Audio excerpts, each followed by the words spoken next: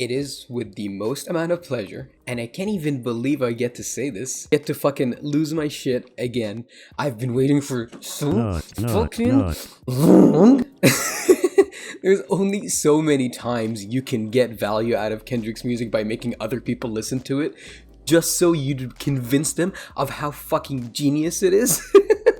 And at least now I get to do that with new music. So what I'm talking about is Kendrick's been seen over the last week or so doing shit, which is knowing from his music. He's pretty good at dodging paparazzi.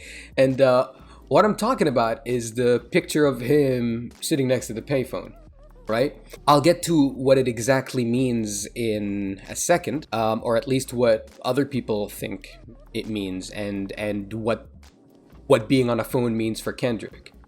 But if you really have to think about it, Good Kid, Mad City was the coming-of-age short film that Kendrick had put out and had sort of started this trilogy of discovery and revelation. To Pimp a Butterfly is when he ascends to the status of prophet as seen on the song Mortal Man. At the end of it is when he decides to shift his attitude, being that he's battled with Uncle Sam and to an extent the devil, and then progresses forward into the next chapter, which is Damn, revealing a lot about himself and his conflicted nature, and realizing that there is nothing that he can really do about the circumstances of the world unless he fixes something fundamental within himself, not realizing what that really means or if he can even do it, leaving us with a cryptic self-analysis and reflection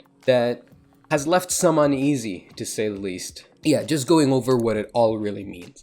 You could see here that him being on the payphone is really not us overthinking being on the phone and ignoring phone calls in general, being a solid and important motif throughout his entire discography.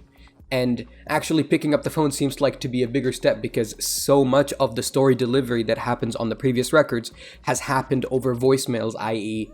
phone calls that have not been picked up. Us leaving him where he was on Damn and him being where he is now is actually quite important. Yeah, you could see on Good Kid, Mad City, he's ignored phone calls from his parents. One of the turning points on the album on Hood Politics being a voicemail in which his loyalty is questioned.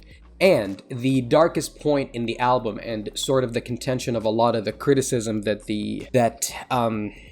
Kendrick received off of Damn, coming off of infamous voicemail that he gets from Cousin Carl, which is basically the boiled down point of his deepest fear. Yeah, the boiled down point of his deepest fear being that it's kept at the very end of the song, where the song Fear essentially escalates throughout varying degrees of the terror that he's experienced throughout his life, and basically progressing from a point of youth, adolescence, adulthood, and then the over-encompassing fear being encompassed in the voicemail that he receives from Cousin Carl. And we're so starved.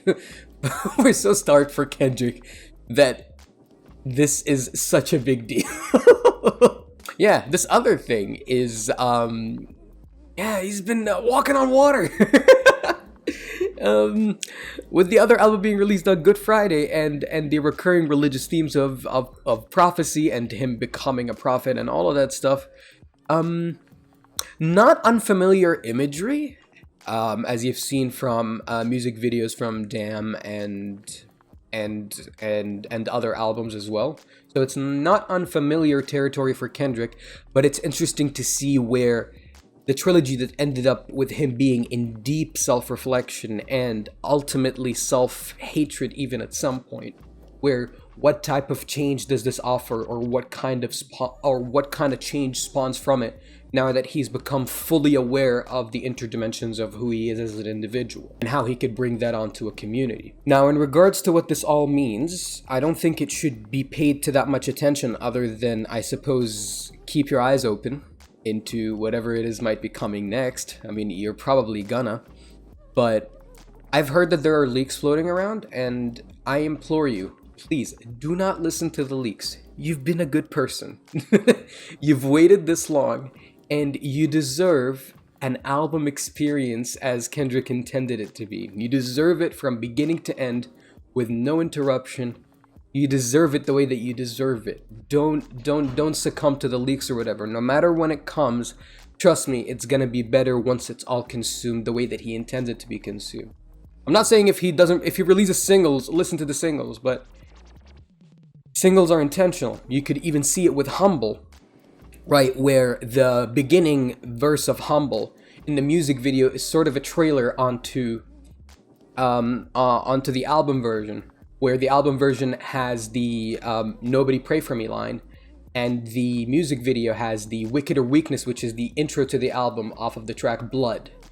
So don't listen to leaks. Be a good person. Be patient. You deserve a Kendrick project. Anyways, thank you for watching. I really had to get this video out because I'm so excited and I just couldn't get myself to not talk about it. Please consider liking and subscribing if you like this little rant, and if you want to talk more, we do album listens every Friday on Twitch, and we do a bunch of other stuff too. Yeah, I implore you to check the rest of this stuff out, and thanks so much.